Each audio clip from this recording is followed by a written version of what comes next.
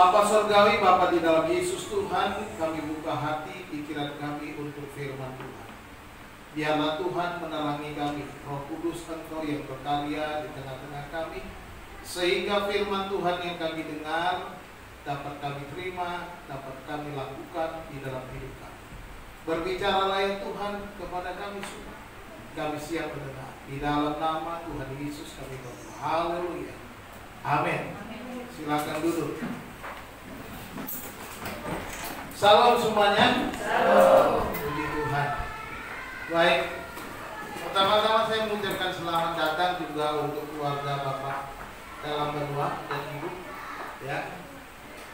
Sudah tiba di tempat kami di Kota Tangerang. Bisa beribadah bersama-sama dengan jemaat Gereja Perhimpunan Injili Baptis Indonesia, disingkat GPIBI, Jemaat Segala Bangsa. Jadi namanya jemaatnya di sini Segala Bangsa. Ada dari berbagai suku bangsa di daerah Ciledug Masjid. Baik saudara-saudara dikasih Tuhan, hari ini firman Tuhan bisa tolong Putri pointernya. Firman Tuhan judulnya berserah kepada Tuhan. Berserah kepada Tuhan. Firman Tuhan dari Mazmur 131 ayat 1 sampai ayat yang ketiga ya. 3 ayat ini kita akan baca sama-sama semuanya secara serentak bareng-bareng ya. Bisa oper display-nya tuh anak sekolah minggu nanti. Mazmur 131 ayat 1 sampai 3 kita baca bersama-sama 3 ayat saja. Yuk, saya mulai dari nyanyian Ziarah Daud, lalu kita buat capek bersama. Menyerah kepada Tuhan, nyanyian Ziarah Daud. Tuhan, aku tidak tinggi hati dan tidak memandang dengan sombong. Aku tidak mengejar hal-hal yang terlalu besar atau hal-hal yang terlalu ajaib bagiku.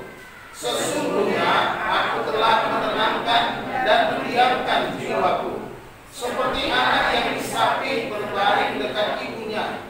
Ya, seperti anak yang disapi jiwaku dalam diriku. Berharaplah kepada Tuhan, hai Israel, dari sekarang sampai selama-lamanya. Amin. Haleluya. Ini demikian firman Tuhan. Saudara-saudara, Mazmur 131 ini suatu gambaran yang indah sekali bagaimana kita berserah kepada Tuhan ya. Nah, Daud di sini menyanyikan sebuah nyanyian menggambarkan perasaannya dan menyatakan penyerahan dirinya kepada Tuhan. Kita tahu bagaimana setiap hari pergumulan-pergumulan yang kita lalui masing-masing. Setiap orang tentunya mengalami berbagai macam persoalan di dalam hidup. Demikian juga Daud, banyak persoalan, banyak tantangan sebagai seorang pribadi dan juga sebagai seorang raja. Ada banyak hal-hal yang dihadapinya. Tetapi dia mengajarkan kepada kita dengan nyanyian ini agar kita berserah kepada Tuhan. Nah, saudara-saudara, apakah saudara sudah berserah kepada Tuhan? Ini menjadi pertanyaan penting bagi kita. Apakah kita sudah berserah kepada Tuhan? Tentunya kita mungkin dengan mudah berkata, ya sudah Pak, saya sudah berserah. Tetapi sejauh mana kita berserah? Seperti apa kita berserah? Apakah kita benar-benar berserah penuh kepada Tuhan? Ini menjadi penting. Dan kita belajar pada hari ini. Dan saya mau tanya, kapan terakhir kali kita berserah? Coba ingat-ingat. Atau mungkin, kalau mungkin Pak dalam benua dan Ibu terakhir kali berserah mungkin pada waktu pesawat mulai take off. Ya, mulai berdoa. Iya, saya juga biasa lakukan itu. Kalau udah mulai dalam pesawat, saya mulai Tuhan lindungi sertai perjalananku sampai turun nanti dari pesawat itu. Satu hal yang biasa. Tetapi tentunya juga sebenarnya seharusnya kita berserah tiap-tiap hari. Amin. Kita harus setiap hari berserah kepada Tuhan, bukan hanya pada waktu-waktu tertentu. Ya. Nah, bagaimanakah seharusnya orang yang berserah kepada Tuhan? Kita akan belajar ada 3 sikap yang penting atau 3 sikap yang benar dari orang yang berserah kepada Tuhan. Kita belajar 3 hal, ya. Kita belajar dari Mazmur 131 ini, dari pengalamannya sebagai orang yang terus menghadapi tantangan, menghadapi pergumulan. Dia menceritakan bagaimana hidupnya berserah kepada Tuhan. Siap berserah kepada Tuhan? Amin. Yang pertama kita belajar bahwa Daud merendahkan hatinya kepada Tuhan. Ya. Di dalam ayat yang pertama dikatakan, nggak kebaca ya, terlalu kecil, mungkin dibaca di ayat. Tuhan, aku tidak tinggi hati dan tidak memandang dengan sombong. Aku tidak mengejar hal-hal yang terlalu besar atau hal-hal yang terlalu ajaib bagiku. Perhatikan di sini Daud, dia juga adalah seorang raja yang sudah diangkat oleh Tuhan. Dia sudah dilantik menjadi raja. Dan dia berkata, aku tidak tinggi hati dan tidak memandang dengan sombong. Kedudukannya, posisinya, keberadaannya tidak membuat dia menjadi sombong, tidak membuat dia jadi tinggi hati, tetapi memiliki kerendahan hati. Orang-orang yang berserah kepada Tuhan adalah orang-orang yang rendah hati. Katakan amin. Saudara, kalau mau berserah kepada Tuhan, kalau saudara sombong, saudara tidak bisa dikatakan berserah kepada Tuhan. Saudara merasa bisa melakukan segala sesuatu, saudara merasa punya kekuatan, saudara merasa punya uang, saudara mungkin merasa punya keluarga, punya saudara, punya jabatan, punya koneksi dan lain sebagainya. Itu kesombongan. Kata Daud, kata firman Tuhan. Dia tidak menjadikan semua yang dimilikinya, kedudukannya, jabatannya, posisinya sebagai status untuk meninggikan. Maka jika aku tidak memandang dengan sombong, tidak merendahkan orang lain. Ya, perhatikan. Jadi ada kerendahan hati dari Daud. Perhatikan ayat-ayatnya itu ya. Dikatakan aku tidak tinggi hati. Ini adalah sikap hati sebagai komitmen pribadi. Ini adalah komitmen pribadi dari Daud yang berkata, aku tidak tinggi hati. Orang-orang yang berserah kepada Tuhan, milikilah komit. Aku nggak mau sombong, aku tidak mau tinggi hati. Itu orang yang rendah hati. Lalu dia bilang, aku tidak memandang dengan sombong. Ini sikap hatinya kan. Tadi komitmennya, lalu sikap hatinya terhadap orang lain nggak mau memandang rendah. Dia tidak merendahkan orang-orang yang ada di bawah, tidak merendahkan pasukan-pasukannya, tentara-tentaranya, tetapi dia begitu menghargai orang-orang yang ada di sekitar. Orang-orang yang mendukungnya dihargainya, tidak direndahkan. Dia tidak merasa bahwa semua itu mereka bisa mendapatkan apa yang mereka dapatkan oleh karena dia menjadi raja. Bukan karena dia menjadi seorang pemimpin, maka dia, orang-orang itu bilang, wah kalau saya nggak jadi raja, kalian nggak bisa jadi tentara saya. Nggak direndahkan. Kalau saya tidak jadi pimpinan, mana bisa kamu jadi karyawan saya? Nggak boleh berkata begitu. Itu merendahkan. Itu sama dengan meninggikan diri. Kesombongan, merasa akulah yang berjasa. Kalau nggak ada aku, kamu tuh nggak ada apa-apa. Nggak boleh. Kalau bukan karena saya, kamu nih nggak bisa begini. Nggak boleh, itu sombong. Itu bukan orang yang berserah kepada Tuhan.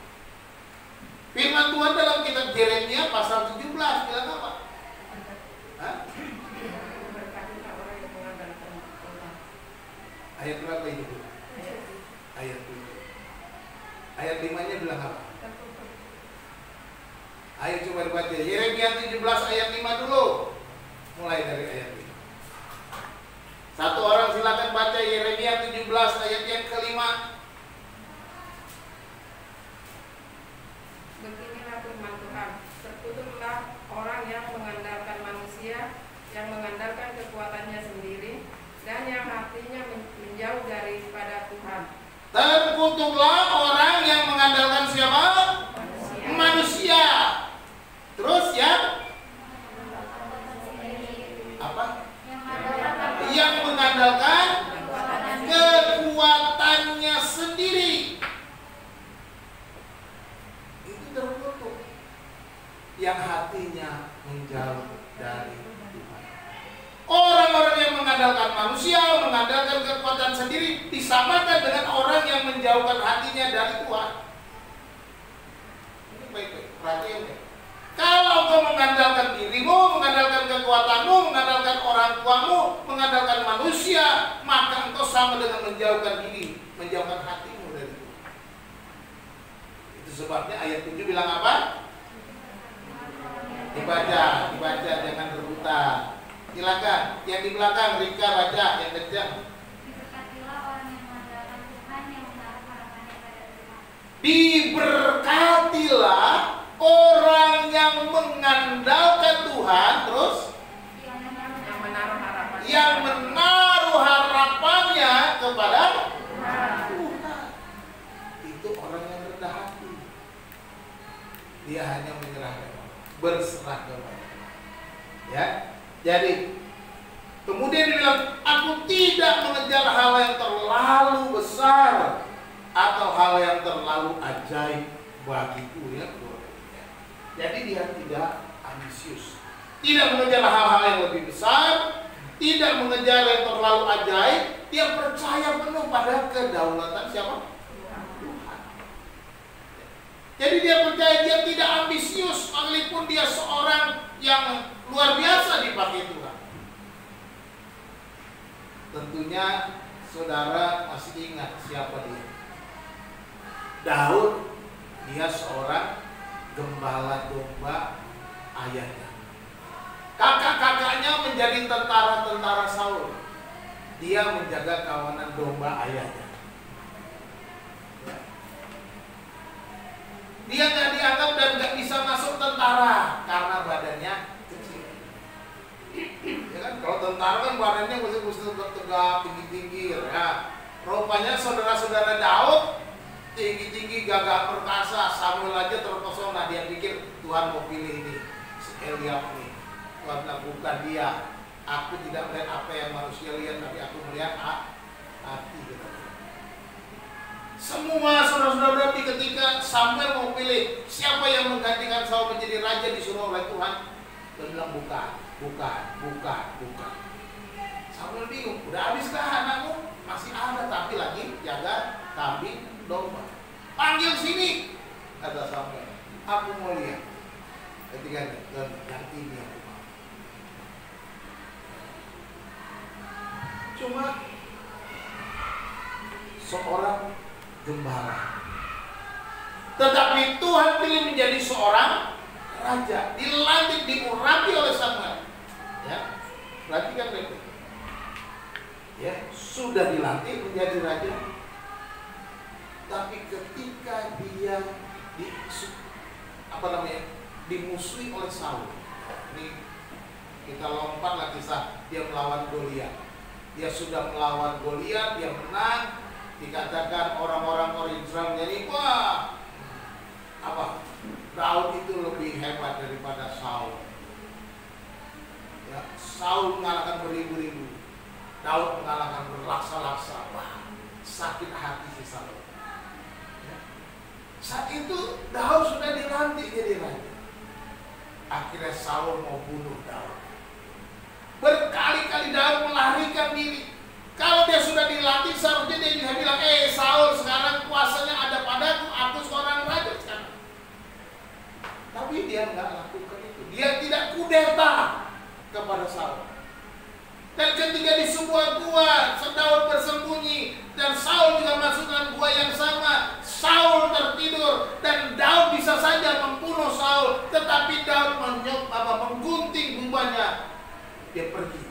secara diam-diam. Dan ketika dia keluar, tahu Saul bangun. Ya Tuanku, lihat ini kain jubahmu. Dia bilang, aku bisa saja bunuh kamu. Tapi aku bilang, kenapa? Dia tidak punya ambisi yang besar. Dia menyerahkan semuanya kepada Tuhan. Dia menyerahkan kepada waktunya Tuhan.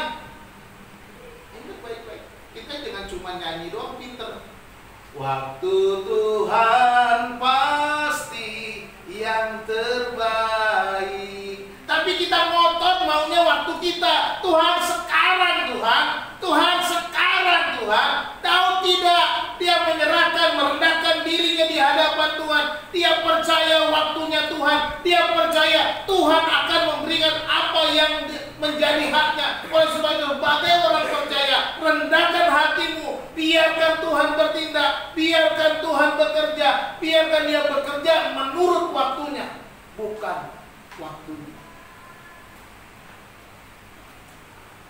Jangan cuma maunya kita.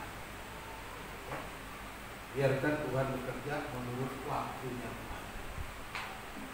Rendah hati. Daud tidak ambisius. Dia percaya ada waktu atau ada kedaulatan. Aku tidak mengejar hal-hal yang terlalu ajaib. Orang Kristen zaman sekarang suka ngejar-ngejar yang ajaib, enggak? Percaya nggak? Zaman sekarang ini banyak sekali. Ya, memang tanda-tanda akhir zaman begitu. Gereja-gereja mulai cari-cari yang aneh-aneh, yang ajaib-ajaib. Bukannya nggak perlu, bukannya nggak boleh, tapi saudara jangan kejar-kejar yang begitu. Cukup Tuhan saja yang saudara kejar, saudara cari. Hal-hal ajaib itu nggak usah dicari, nanti terjadi sendiri.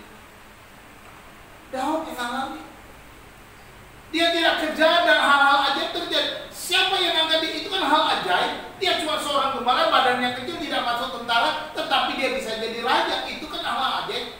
Siapa yang kasih? Tuhan. Dia kejar? Tidak. Jadi kita jangan kejar-kejar yang hal-hal besar, hal-hal ajaib. Biarkan Tuhan bekerja di dalam hidup kita. Ini orang yang berserah. Ini sikap yang pertama, rendah hati, tidak sombong, tidak merendahkan orang lain, itu rendah hati. Tidak mendahului Tuhan dalam bertindak, tidak ngotot pokoknya kan maunya saya begini, enggak. Membiarkan Tuhan. Itu orang rendah hati.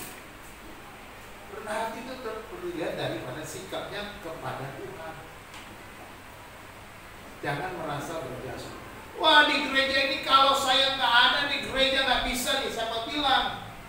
Gereja ini bukan yang punya kamu, punyanya Tuhan. Pendeta juga nggak bisa bilang, oh kalau nggak ada saya nggak bisa nih, gereja nggak ada. Pendeta bilang, oh aku bisa ganti kamu, kata Tuhan. Ya. Seperti Saul aja diganti sama Tuhan. Jadi nggak ada, kita nggak boleh merasa lebih daripada yang lain. Amin. Yang kedua apa? Beriman. Ini tanda orang yang benar. Orang yang berserah itu rendah hati. Yang kedua beriman. Ayat yang kedua bilang apa? Sesungguhnya aku telah menenangkan dan mendiamkan jiwaku, seperti anak yang disapi berbaring dekat ibunya. Ya, seperti anak yang disapi jiwaku dalam diriku. Luar biasa. Ini sikap yang kedua adalah beriman. Dia katakan, aku menenangkan dan mendiamkan jiwaku. Kalau saudara sedang dalam masalah stres, bisa tenang nggak? Pikiran terus kemana-mana. Waduh, mikirin terus. Itu saudara tuh, itu tanda-tandanya kurang iman. Kalau saudara punya persoalan, saudara bisa tenang. Kenapa? Saudara bisa membaringkan diri dan mendiamkan jiwa itu digambarkan seperti anak yang disapi berbaring dekat ibunya. Ini gambar dia bersandar kepada pribadi yang kuat dan tak mungkin menolak. Gambaran ini. Ini gambaran orang yang beriman. Anak yang disapi dan berbaring dekat ibunya dia tenang. Kenapa? Di samping gue ada ibu gue. Aku berbaring di samping ibuku. Seorang anak akan merasa nyaman, tenang. Ini tanda orang beriman.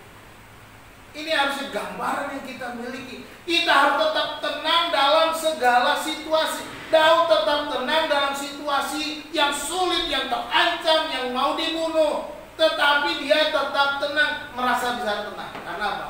Ada ibu, ada Tuhan yang berbaring di dekatnya. Seperti itu gambaran. Seperti aku sedang tidur di samping ibuku. Gambaran hubungan yang dekat sekali dengan Tuhan. Apakah kita tetap tenang dekat dengan Tuhan? Hatiku tenang berada dekatmu. Tadi nyanyi ya? Dinyanyi enggak tadi? Nah, kaulah jawaban hidupku, hatiku tenang. Tetapi seringkali kita justru galau. Ketika ada persoalan datang, ketika masalah datang, ketika bertubi-tubi berbagai macam ancaman datang, kita galau, kita takut, kita stres. Di mana imanmu? Di mana percayamu? Bukankah dia Immanuel? Bukankah dia Allah yang menyertai engkau? Bukankah dia Allah yang menyertai engkau ketika engkau melewati lembah-lembah kekelaman seperti Daud berkata dalam Mazmur 23? Sekalipun aku berjalan dalam lembah kekelaman, aku tidak takut bahaya. Sebab engkau besertaku. Ya percaya itu. Gadamu dan tongkatmu itu yang menghibur aku. Sekalipun aku berjalan di dalam lembah yang kelam, ku takkan takut bahaya. Sebab engkau besertaku, biarlah gada dan tongkatmu yang menghiburkan aku, dan aku akan berdiam dalam rumahmu untuk selamanya. Orang-orang yang beriman tetap tenang dalam situasi yang terancam. Katakan amin. Saudaraku dikasih Tuhan, apapun persoalanmu, apapun kebutuhanmu, apapun yang engkau hadapi, berimanlah kepada Tuhan, tetap tenang di hadapan Tuhan, bersandarlah kepada Tuhan, percayalah bahwa Dia ada bersama engkau, Dia menyertai langkahmu, Dia menyertai hidupmu, Dia ada di setiap sisi hidupmu.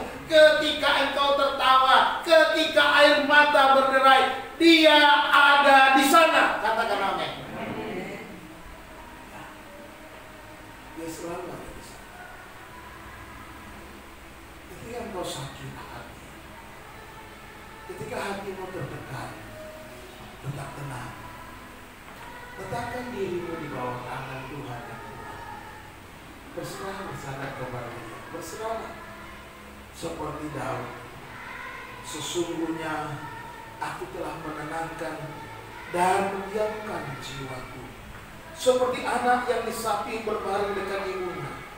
Ya, seperti anak yang disapi, jiwaku dalam diriku. Rasa nyaman, rasa aman, seperti seorang anak yang dekat ibu. Demikian Daud merasakan dekatnya dengan Tuhan. Dia percaya ibunya tidak akan mengecewakannya. Siapakah di antara ibu-ibu di sini yang akan membiarkan anaknya? Ada. Kalau ada kualat kamu, anakmu sendiri kau buang-buang.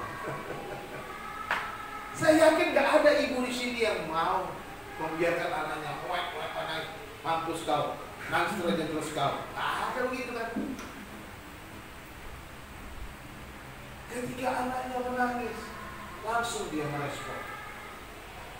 Mungkin anak ini perlu susu, mungkin anak ini lapar. Respon seorang ibu, betul nggak? Betul tidak ibu-ibu? Betul. Ini nggak pernah jadi ibu-ibu apa nih yang udah ada nih? Udah betul, Pak. Hah?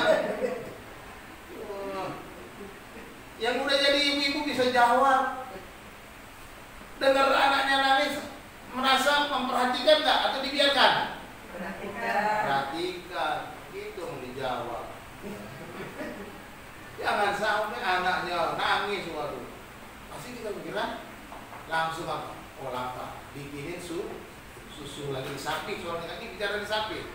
Tadinya netek, sekarang pakai botol, kan gitu di sapi. Kira-kira gitu. Kita tidak pernah membiarkan walaupun dia udah di sapi, sudah dilepas, tapi tidak pernah kasih kita lepas. Amin. Itu dia. Tuhan juga begitu. Sekalipun kau sudah disapi oleh Tuhan, Tuhan tidak melepaskan kasihnya daripadamu. Dia tidak membiarkan kau bergumul sendirian. Dia tidak membiarkan air matamu terus berderai. Dia tidak membiarkan engkau tertanam sakit hati kepada Allah. Dia mau supaya engkau tetap tenang beriman kepada Dia. Ini yang Tuhan. Ini yang Tuhan ajarkan kepada kita melalui Daud. Beriman. Jadi Daud selalu mengandalkan Tuhan di dalam setiap tindakannya. Ya. Ya. Dia mengandalkan Tuhan. Ya. Dan ini merupakan pernyataan. Jadi kata-kata ini merupakan pernyataan iman dalam bagaimana orang yang beriman.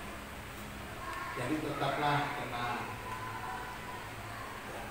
Persoalan akan datang terus selama kita masih hidup.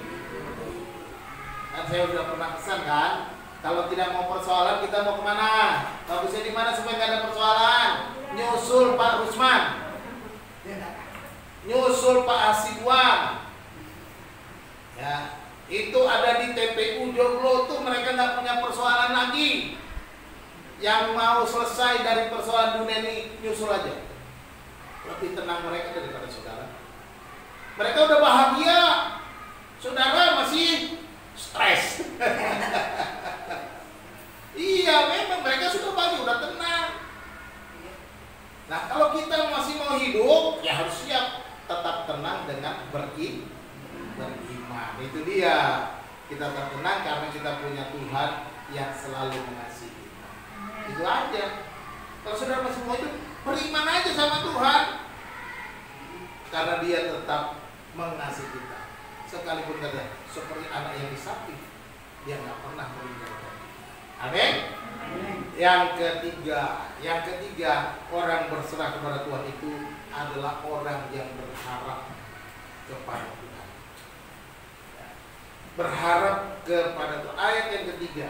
Nah, dia bilang apa? Berharaplah kepada Tuhan, hai Israel, dari sekarang sampai selama-lamanya. Dan hari ini firman Tuhan berkata, berharaplah kepada Tuhan, hai segala bangsa. Berharaplah kepada Tuhan, hai keluarga GPIBI segala bangsa. Dari sekarang sampai selama-lamanya. Sekarang dia berseru, mengajak. Ya, kenapa? Dia selalu berharap kepada Tuhan. Sikap yang ketiga adalah orang berharap kepada Tuhan.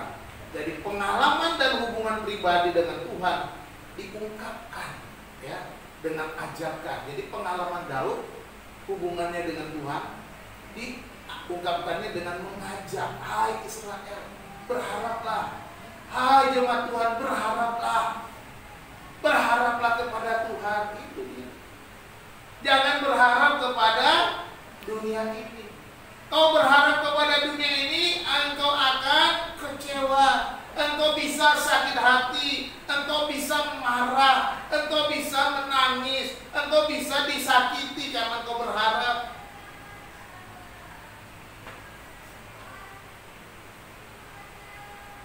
Dia teman baik saya, pasti dia gak akan kecewakan saya. Belum tentu. Belum tentu orang-orang yang kita bilang teman baik ternyata juga bisa menjadi musuh tersembunyi. Ya, hati-hati. Makanya saya katakan berharap kepada Tuhan. Makanya selalu saya ingatkan Bapak Ibu Saudara-saudara, jangan terlalu banyak curhat kepada manusia. curhat kepada manusia, nanti curhat saudara bisa tersebar ke seluruh dunia. Zaman sekarang gampang kan tersebar ke seluruh dunia, jadi viral di media sosial. Ya begitu, gampang. Jadi kalau mau curhat kepada siapa? Tuhan Yesus bilang, masuklah ke kamarmu, kuncilah dan berdoa. Apain? Curhat. Saudara mau teriak-teriak, mau nangis sama Tuhan di kamar, saudara silakan. Curhat, tumpahkan isi hatimu kepada Tuhan. Berharap sama Tuhan. Daripada saudara ke tetangga, ke teman saudara nangis-nangis, saudara jadi gosip, digosok-gosok makin sip. Jadi jangan kesana kemari. Jadi cari tempat yang terbaik, berharap kepada Tuhan. Daud mengalami itu, dia nggak cari kemana-mana. Bayang nggak? Suatu kali, ketika Daud keluar meninggalkan kota Ziklag tempat dia tinggal, dia pergi dan dia berperang. Kemudian dia pulang, ternyata kota Ziklag itu dibakar, dijarah, keluarga dia dan semua tentara-tentaranya dibawa kabur. Apa yang Daud lakukan? Pasukannya mulai marah kepada Daud, tapi Daud pergi berdoa. Dia berdoa, dia bilang, Tuhan, apakah aku kejar mereka atau aku biarkan? Masih nanya sama Tuhan. Kalau saya mungkin emosi saya, wah kurang ajar nih, siapa yang bikin kejar, gitu kan, emosi. Itu mungkin kalau kita masih merasa marah, sakit hati. Siapa yang gak kaget ketika sampai di kampung rumah terbakar? Siapa yang bikin nih? Ayo kita kejar. Tapi Daud enggak. Dia berharap kepada Tuhan. Tuhan, apakah harus kukejar atau tidak? Tuhan bilang kejar. Baru dia kejar. Dia tahu kalau Tuhan bilang kejar, maka kemenangan ada pada dia. Kalau Tuhan bilang kejar, maka dia pasti bisa meraih apa yang dia harapkan. Jadi bukan kekuatannya, bukan semua power yang dia punya, bukan pikirannya, bukan amarahnya, bukan sakit hatinya, bukan itu yang dia didahulukan, tetapi dia berharap kepada Tuhan. Tuhan, Engkaulah pengharapanku, aku berserah kepadamu, aku mau supaya Engkau yang berkarya, bukan aku. Tidak. Karena dia selalu percaya kemenangan itu bukan dari dia, dari Tuhan. Itu sebabnya ketika dia melawan Goliat, dia berkata, Engkau datang kepadaku dengan lembing, dengan pedang, dengan tombak, tetapi aku datang dalam nama Tuhan semesta alam. Dia bilang gitu, aku datang dalam nama Tuhan. Sudah, dia nggak bilang aku datang dengan pengalamanku, aku sudah mengalahkan banyak singa, aku sudah mengalahkan banyak beruang. Kau gampang, kecil. Nah, dia nggak bilang kepada Goliat, kau walaupun badan besar, kecil kau. Nggak begitu. Kau datang dengan tombak, dengan lembing, dengan pedang, katanya kepada Goliat. Tapi aku datang dalam nama Tuhan semesta alam. Dia percaya kemenangan ada dari dia. Jadi berharap kepada Tuhan karena kemenangan itu ada dari Tuhan. Kemenangan itu ada. Itu jalan.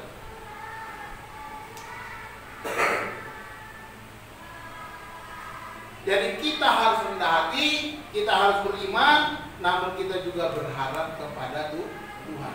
Bukan hanya dengan biarkan Tuhan yang berkarya.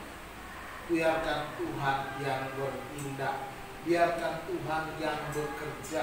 Harapkan kepada Tuhan. Ya. Nah, jadi pernyataan ini bukan sekedar ucapan kosong.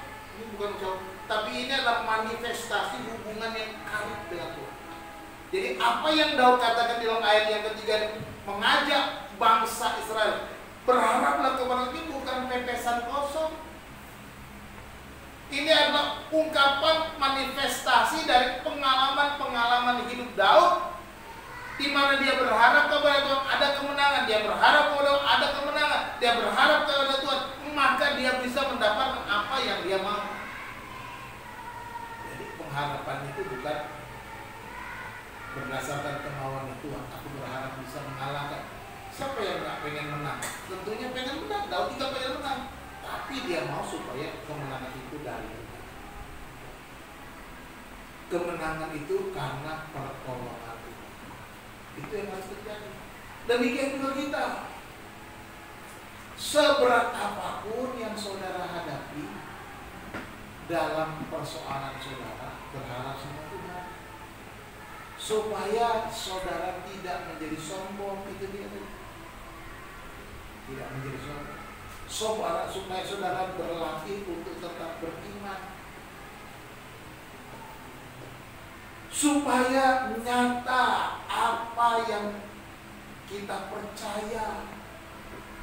Jadi bukan sekedar percaya saja, aku percaya kepada Tuhan yang Maha Kuasa, tetapi kita tidak mengalami. Penting sekali orang percaya mengalami firman Tuhan, mengalami kebenaran, mengalami apa yang dialami oleh tokoh-tokoh di dalam Alkitab ini di dalam kehidupan kita. Karena ini kebenaran. Alamilah kebenaran. Ya. Berserah kepada Tuhan. Daud sudah mengalaminya dan dia berkata, berharaplah kepada Tuhan, hai jemaat segala bangsa, dari sekarang sampai selama-lamanya. Berharapnya jangan putus-putus. Jangan seperti sinyal wifi. Sinyal wifi suka terganggu, sinyal apa lagi? Sinyal HP saudara kan suka terganggu kan? Jangan. Sekarang sampai selama-lamanya. Giliran saudara lagi happy, banyak duit, lupa sama Tuhan. Giliran lagi susah, baru nangis-nangis sama Tuhan. Itu tidak sampai selamanya. Itu cuma sepenting-pentingnya, seperlunya aja.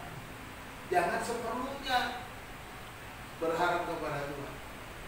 Jadi berharap kepada Tuhan sekarang sampai selama-lamanya. Sampai Tuhan datang. Berharap kepada Tuhan sampai Tuhan datang. Jadi inilah pelajaran kita dapatkan dari Daud, ya.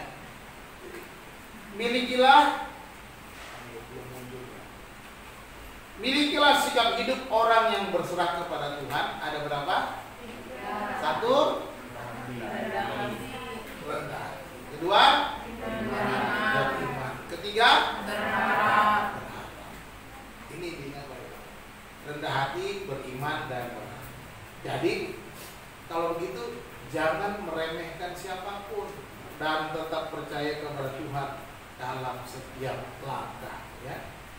Jangan remehkan orang. Percaya pada Tuhan. Waktu Tuhan pasti yang terbaik.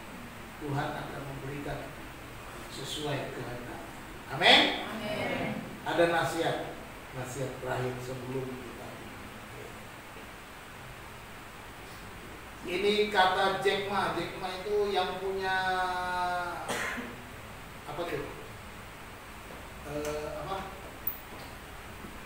Online punya kayak kalau dia yang di kita tuh apa namanya? Saya lupa namanya. Pengusaha online itu. Kalau di Indonesia kan ada Lazada, ada Tokopedia.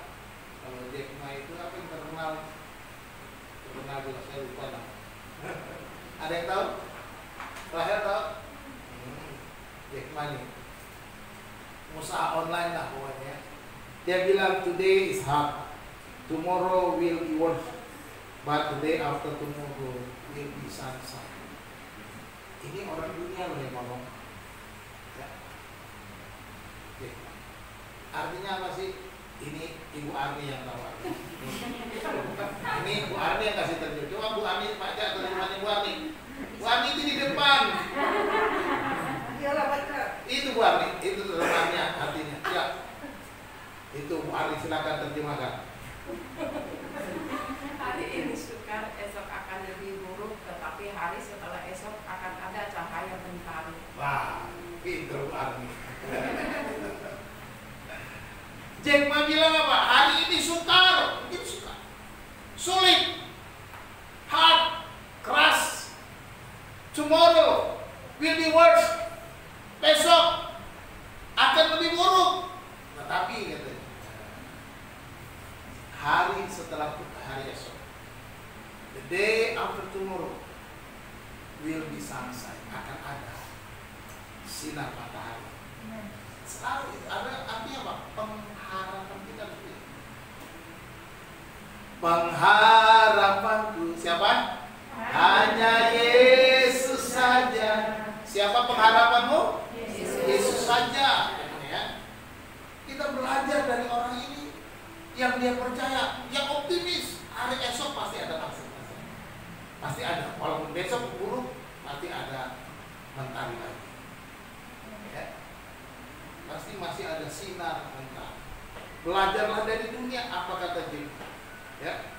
Anda lebih dari Jack Ma sebab Anda memiliki Sang Pencipta, memiliki Yesus. Saudara beriman kepada Tuhan. Kita lebih daripada seorang Jack Ma. Kalau Jack Ma bisa punya pendapat begitu, saudara harus punya pengharapan, ya, berharap kepada Tuhan. Tuhan Yesus memberkati saudara. Mari kita berdoa.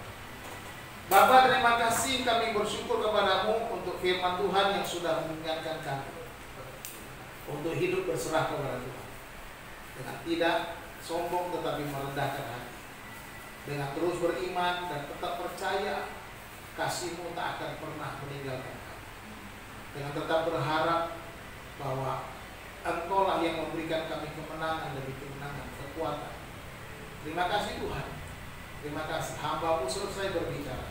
Roh Kudus, biarlah Engkau terus berbicara kepada kami tiap-tiap hari ketika kami melangkah, menjalani hari-hari kami, tiap-tiap hari ketika kami keluar dari tempat ini. Kami memerlukan Engkau Tuhan, mengingatkan kami setiap firman yang kami baca, kami dengar, supaya kami hidup berkemenangan. Ajar kami untuk setia, menjadi pelaku-pelaku ini. Di dalam nama Tuhan Yesus kami berdoa. Haleluya. Amin.